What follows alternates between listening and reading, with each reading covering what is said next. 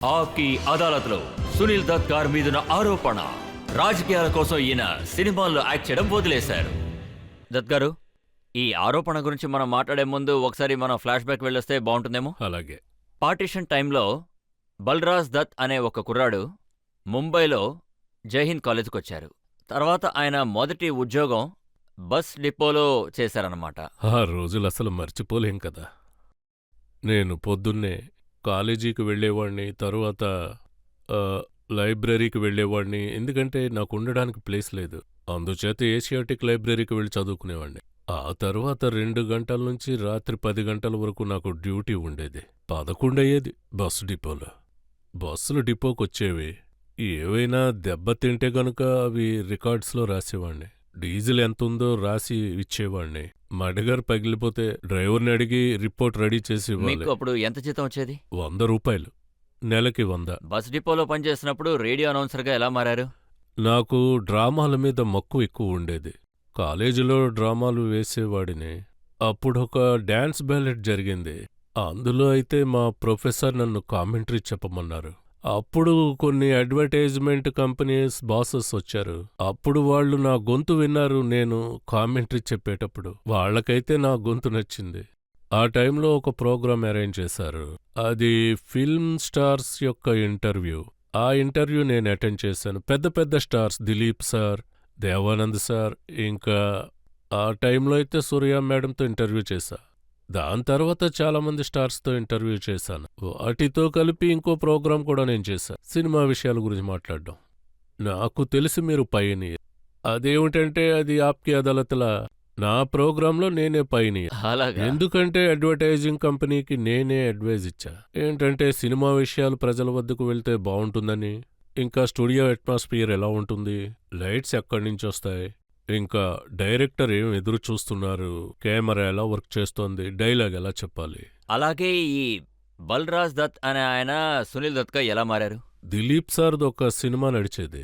అందులో Ramesh cycle sir ఒక పెద్ద సినిమా చేశారు, షహీద్. ఆ కాలంలో అందులో సాంగ్స్ గొప్ప పాపులర్. ఇక్కడున్న కొంతమంది పెద్దవాళ్లకు ఆ పాటలు తెలుసు. ఓ వీరుడా నీ పోరు సాగించు, ఆ పాట బాగా పాపులర్ అయింది. ఆ కాలంలో నేను దిలీప్ సార్ని ఇంటర్వ్యూ చేశా. నేను స్టూడియోకు వెళ్ళినప్పుడు సాగర్ సార్ అన్నారు, ఎందుకు నువ్వు హీరో కాకూడదన్నారు. ఇలా ఇంటర్వ్యూలు చేస్తూ తిరుగుతూ ఉన్నావన్నారు. నేనన్నాను, మీరు నన్ను హీరోని చేస్తే ఖచ్చితంగా రెడీ అవుతాను, కాకపోతే చిన్న చిన్న రోల్స్ చేయనన్నా. సరే ఒక టెస్ట్ చేసి చూద్దామన్నారు. తర్వాత అలా టెస్ట్ జరిగింది. ఆ టెస్ట్ సమయంలో దిలీప్ సార్ వేసుకున్న డ్రెస్ నేను వేసుకున్నాను. ప్యాంట్, కోట్ మొత్తం. నేను దిలీప్ సార్ కన్నా కొంచెం హైట్. నాకా ప్యాంట్ అయితే మోకాళ్ళ వరకే వచ్చింది. స్లీవ్స్ అయితే ఇక్కడ వరకు వచ్చాయి. నేను వచ్చేటప్పుడు మీరు పిలిచారు కదా, అప్పుడు ఇక్కడుండి డైలాగ్ ఒకటి చెప్పా. నాకు ఆ డైలాగ్ జ్ఞాపకం ఉంది. అయితే సడన్గా ఏమైందంటే ఏదో గుహలోకి వెళ్ళినట్టు అనిపించింది నాకు. 4 పక్కల చీకటే.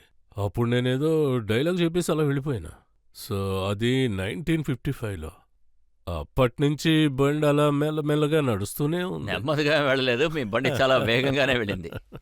కానీ మదర్ ఇండియా సినిమాలోనే మీ అసలు స్పీడ్ మొదలైంది. అవును. ఆ రోల్ మీకు ఎలా వచ్చింది? ఆ రోల్ గురించి చెప్పాలంటే అదొక విచిత్రమైన కథ. దానికి ముందు నా 2 సినిమాలు సూపర్ హిట్లయ్యాయి. ఏకీ రాస్తా, విఆర్ చోప్రా సార్ది. నేను అందులో పనిచేశా, అందులో నటించాను. అశోక్ కుమార్ సార్ ఉన్నారు, మీనా కుమార్ ఉన్నారు. ఆ సినిమా అయితే సిల్వర్ జూబ్లీ, ఏక్ రాస్తా. ఆ తర్వాత సాధన సినిమా చేశారు చోప్రా సార్దే.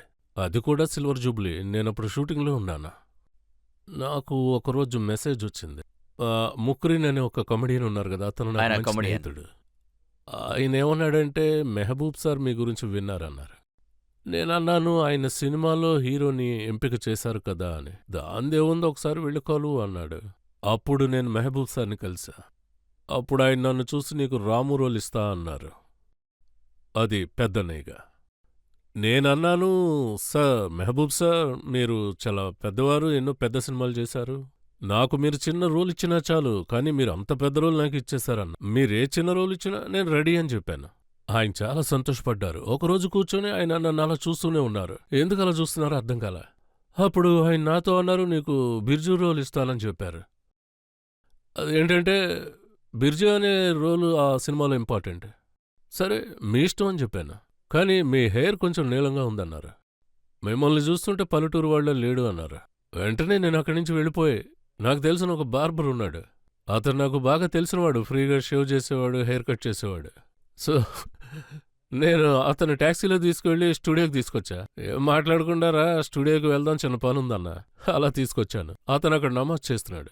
అతను నమాజ్ చేయడం చూసి సార్ నేను బార్బర్ని తీసుకొచ్చాను సార్ అన్న. జుత్తు ఎలా కత్తిరించుకోవాలో చెప్పండి, అలా చేయించుకుంటా అన్న. దానికి ఆయన ఓకే అన్నారు. నా జుత్తు అయితే కత్తిరించుకున్నాను. తర్వాత మేకప్ విషయంలో కొంచెం డార్క్గా ఉంటే నువ్వు పల్లెటూరు వాళ్ళ ఉంటావన్నారు. అది పొలంలో పనిచేసేవాళ్ళ, అంటే ఎండలో పనిచేసినట్టు. అయితే నువ్వు చాలా ఫైర్గా ఉన్నావన్నారు. నేను తిన్నగా పైకి వెళ్ళా మేకప్ రూమ్కి. అక్కడున్న అన్నిటినీ చేతిలో తీసుకొని మొత్తం అన్నీ మొఖానికి రాసేసుకున్నాను. ఒక మనిషి మొహం నల్లగా ఉంటే కళ్ళు పెద్దవిగా తెలుస్తాయి. అప్పుడే సార్ నన్ను చూసి ఇప్పుడు నువ్వు పల్లెటూరు వాళ్ళు ఉన్నావన్నారు. సరే ఇతను బ్రిడ్జ్ క్యారెక్టర్ ఇచ్చేసే అన్నారు. సో అలా నాకు బ్రిడ్జ్ రోల్ దక్కింది. ఆ తర్వాత మీకు వరుసగా హిట్ సినిమాలు పడ్డాయి. సుజాత, సాధన, అవునవును. ముజే జీనే దో, ఇలా పెద్ద లిస్టే చెప్పచ్చు. ఈ మదర్ ఇండియా సినిమా రిలీజ్ అయ్యాక నాలాంటి ఒక టఫ్ అయిన వాళ్ళు లేరనే అనొచ్చు. ఆ తరువాత నాకు ఎలాంటి రోల్స్ దక్కాయి అంటే పల్లెటూళ్ళలో మోతుబారిగా అలాంటివి, ఇంకా సిటీలో ఒక గ్యాంగ్స్టర్ రోల్. నేను అనుకున్నాను మనం ఇలాగే ఉంటే ఇలాంటి రోల్సే మనకు దొరుకుతాయని. అయితే నేను అనుకున్నది ఏంటంటే ఇటువంటి రోల్స్లో నేను ఇంత పెద్దవాడిని అయినా నాకే తెలియదు. ఎందుకంటే నేను ఎక్స్పెరిమెంట్ని బాగా నమ్మాను. నేను యాదేలో నడిచినట్టు వన్ యాక్టర్ మూవీ. సినిమాలో ఒకే ఒక యాక్టర్ అంతే. ఆ సినిమా బెర్లిన్ ఫెస్టివల్లో గ్రాండ్ ఫిక్స్ అవార్డు దక్కించుకుంది. ఇలాంటివి ఎన్నో ఎన్నో ప్రయోగాలు చేశాను, కానీ కొంత నష్టం డబ్బులు కూడా బాగా వచ్చింది. నష్టం చాలా వచ్చింది. చాలా నష్టాలు. రేష్మా సీరా వల్ల అవును, చాలా గొప్ప నష్టం కలిగింది నాకు. రేష్మి షారా గురించి మేము విన్నది ఏంటంటే ఆ సినిమాలో మీరు అమితాబ్ బచ్చన్ గారి గొంతుని మూగుచడానికి కారణం ఆయన గొంతు మీ గొంతుని డామినేట్ చేస్తుందనా? అప్పుడు అమితాబ్ బచ్చన్ లేడు. అప్పుడు అతను న్యూ కమర్ అంతే. కానీ గొంతు చాలా పవర్ఫుల్గా ఉంది. లేదు లేదు, అప్పుడు గొంతేమీ అంత తెలీదు. సినిమా హిట్ అయ్యాకనే తెలిసింది. అతను మోగవాడు, అంత ఎక్స్పీరియన్స్ చేయలేదు. అందువల్ల చాలా సింపతీస్ దక్కాయి.